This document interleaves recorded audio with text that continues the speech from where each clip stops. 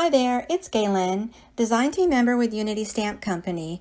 Today I have a Slimline card and it's with florals. I'm showing a pop-up accent using some of the stamping.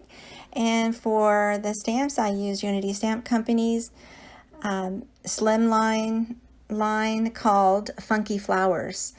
And this is great. It's filled with really fun flowers, and they're very fun to color. So I am choosing to watercolor them. I have a pre-cut and scored card base, and I also trimmed accents from my Creative Time tall frame dies.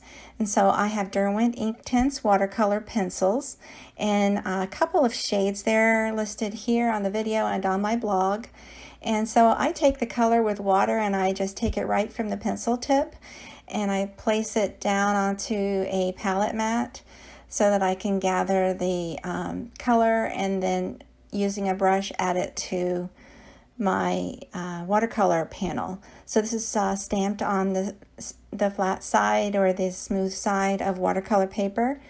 I use Ken Oliver watercolor paper by TCW. And so I'm doing the same pencil tip to palette and to brush method of using these Inktense pencils today.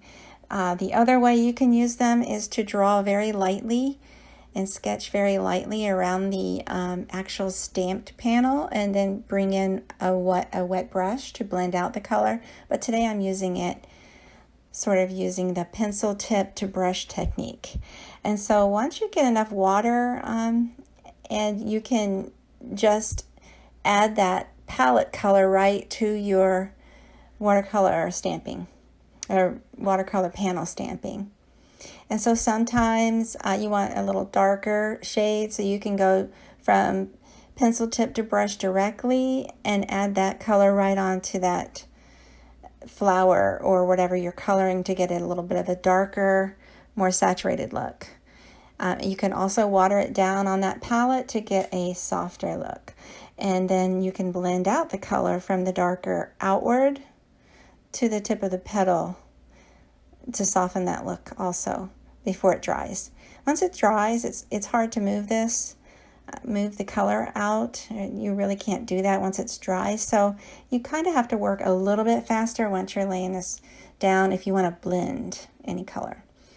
But you can go back and let it dry in between layers and just add some more color like I did here. I just dabbed some more color on from that pencil tip, and then I decided, okay, I'm gonna do some more like that, and I'm gonna make it a little darker towards the center of that flower.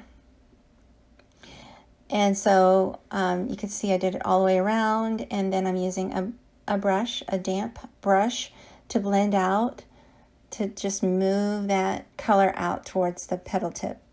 And then I'm going to add a lot more of that color onto the palette mat because I have another flower. I'm going to do the second flower similar. I'm going to speed it up a little bit, but it's similar to the first flower where you take the color and you just add it to what it is you want to color.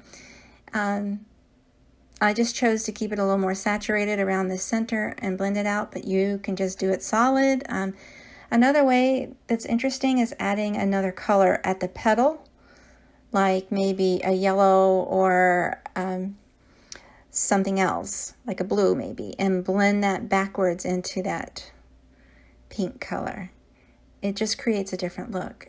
You can even go in with a lighter. I like the lighter colors towards the petals. I just feel like that's where the sun's reaching it, and so I just tend to do it that way. But, you know, there's no wrong way. This is crafting, and watercolor is never perfect. So this is fun, a whimsical design to play with today. I love it.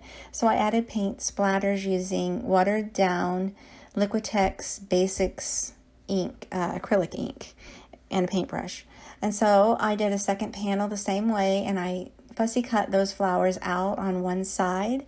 I'm going to make it like a layered look to that those flowers. I'm also going to cut out portions of that top part of the slim stamp so that the background peeks through a little bit. I have this teal colored paper that I had in my craft stock here, and I just wanted to use that to have a background, just sort of an accent color.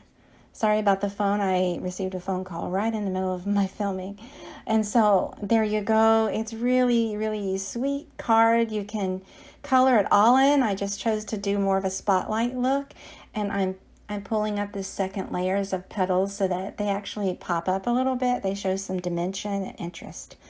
There you go. I hope you like this. Thanks so much for watching and for following. So I hope you take a moment to subscribe to my YouTube, like, and share. Have a great day.